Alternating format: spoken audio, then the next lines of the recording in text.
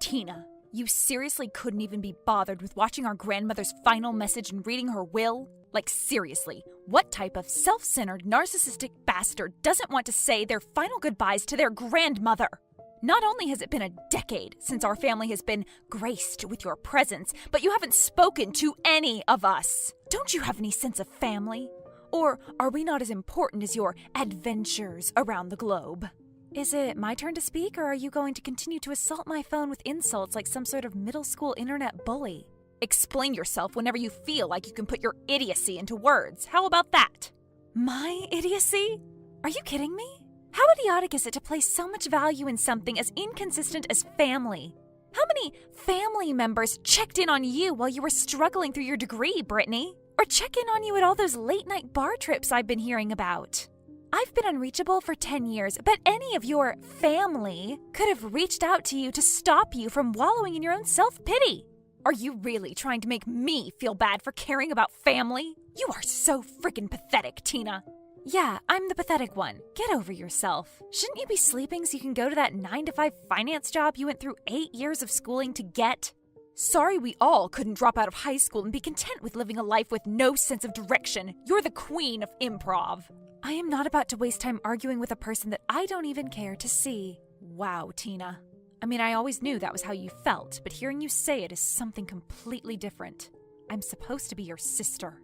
It has been a decade since I have seen you. The last time I saw your face was my high school graduation, and you're going to sit here and say you could care less if you saw me or not. Britt, I'm sorry, okay? But I cannot change the past.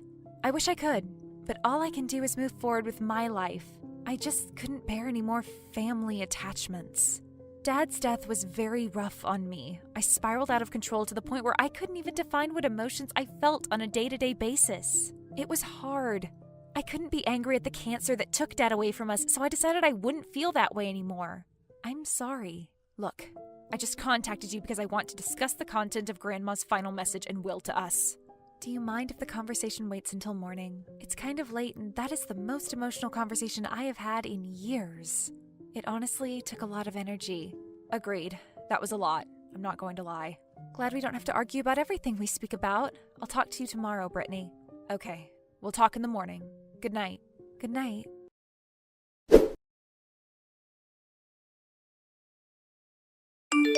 All right, Brittany. What matter was so pressing that you had to interrupt the flow of my wonderful night? There is no way that you are about to go right back to being the jerk you were before our conversation last night. I thought we had finally found a way to coexist. Please do not mess up the progress that I thought we were making. All right. Can we not waste any more of either of our time and get to the point of this conversation? Anyway, I just wanted to ask about the extent of your knowledge as it pertains to our grandmother's will. Like, what led to her being as rich as she was, her assets, etc.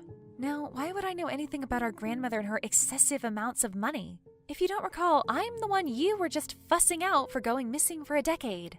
Do you enjoy ruining the day-to-day experience of all the people who interact with you? At this point, it's like you make it your job to be the bane of my existence. And we haven't even been speaking for 12 hours at this point. I'll ask again, what is the extent of your knowledge as it pertains to our grandmother's wealth? I know you know something, so you can be serious for at least a second. I know that Grandma began the chain of restaurants, what's it called? Grandma Emma's Chicken Spot, right? I know that it became as popular as it is now because of that home-style honey garlic chicken. Anything else? Please tell me you know more. I know that she hit the jackpot with our granddad. The biggest portion of the wealth comes from the 3% of that pharmaceutical company they own. I can never recall the name of that company. Okay, good. So you were told the same lies as everyone else in our family. Lies? What do you mean by lies? Why would our grandparents lie to us about the money they procured before we even got on this planet? I guess we weren't ready for the truth. The contents of our grandmother's final will and testament was about the truth of our so-called family business. The truth? I guess that means you're about to tell me what's really behind all that money Grandma and Granddad made? Well, first I have to figure out where to start. How about you just jump into the story?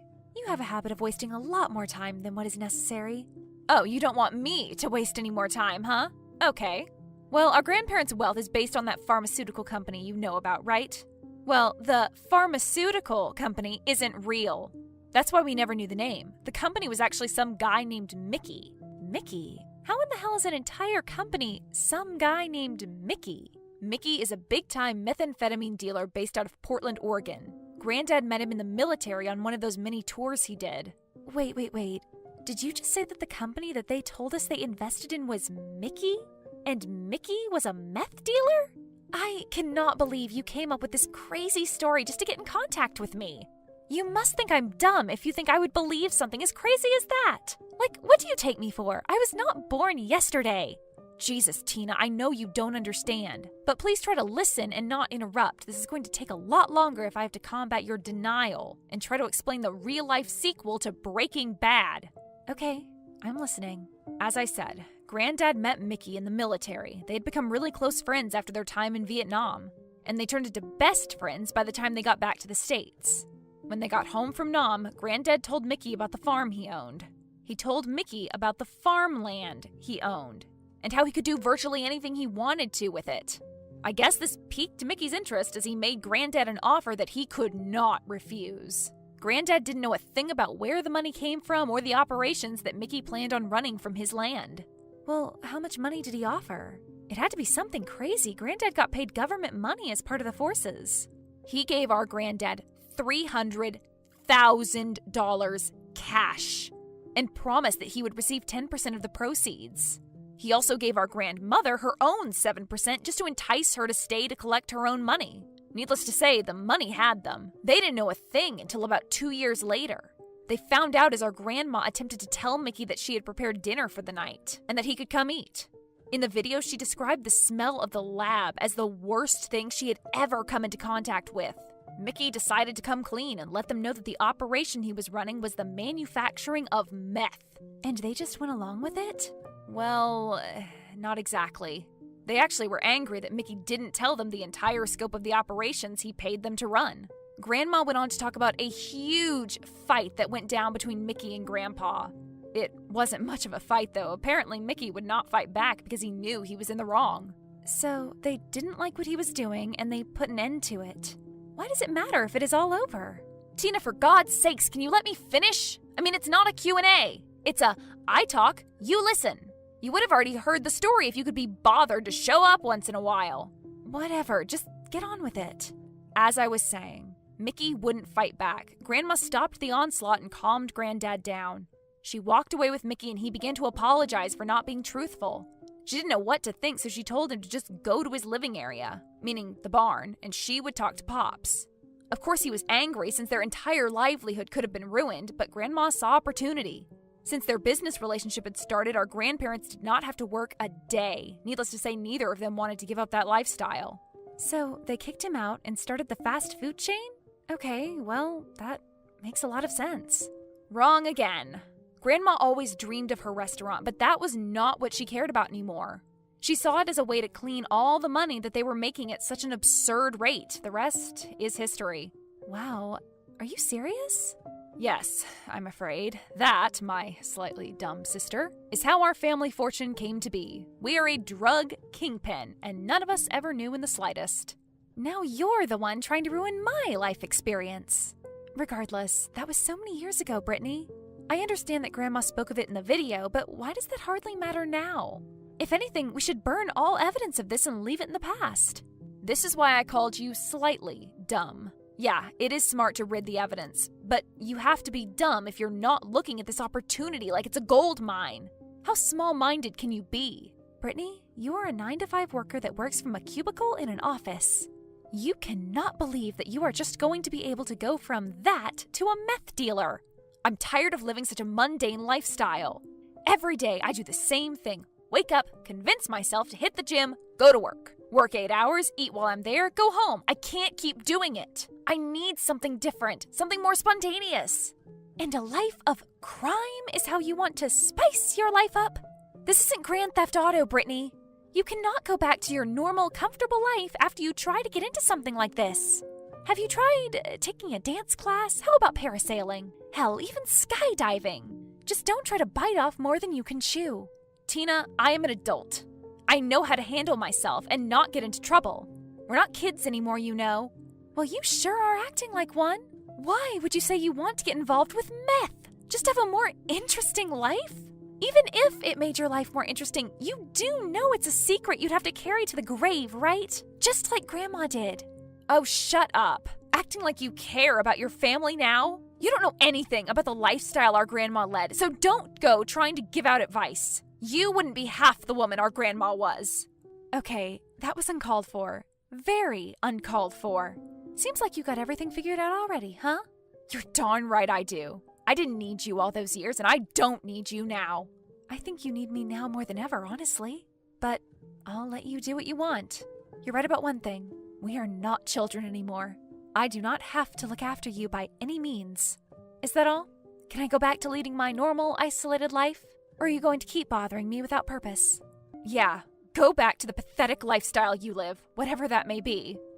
Actually, there is one last thing. Our grandma's lawyer wanted to speak to you about your part of the inheritance. I don't know why you have a part, but that wasn't my choice, I guess. Okay. Thanks for that pointless comment. I'll make sure that I get in contact with her. Okay, well, that's all, Tina. Goodbye. I hope whatever you do goes well. Bye, Brittany. Don't get into any trouble.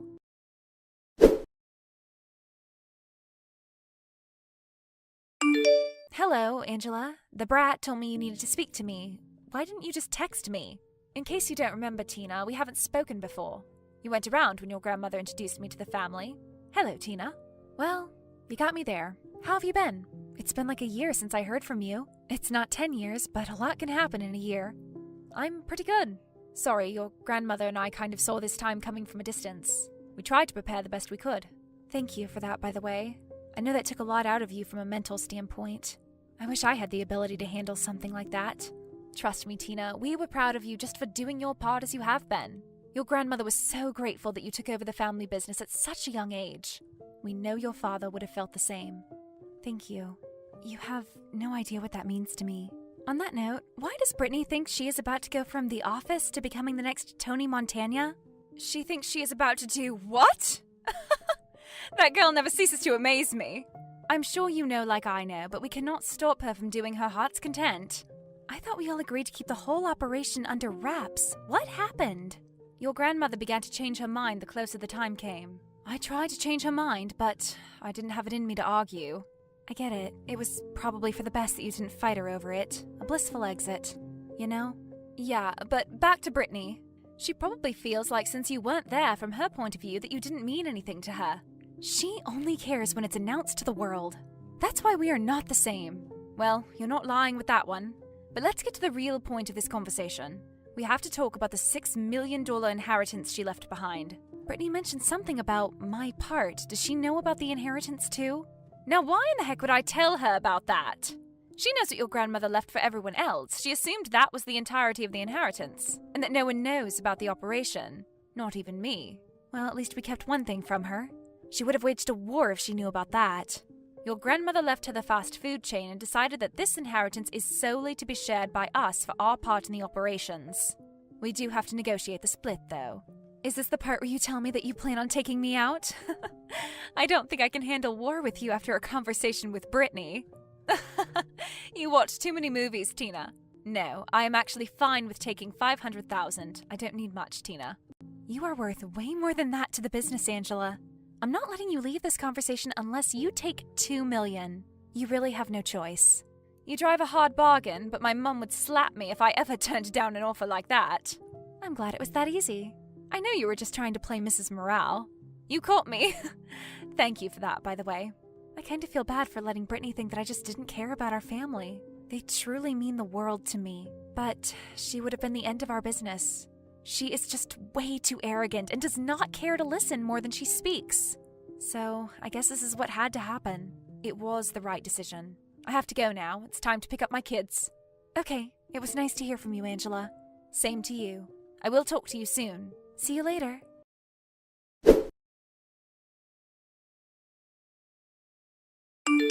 Please tell me you have access to a TV.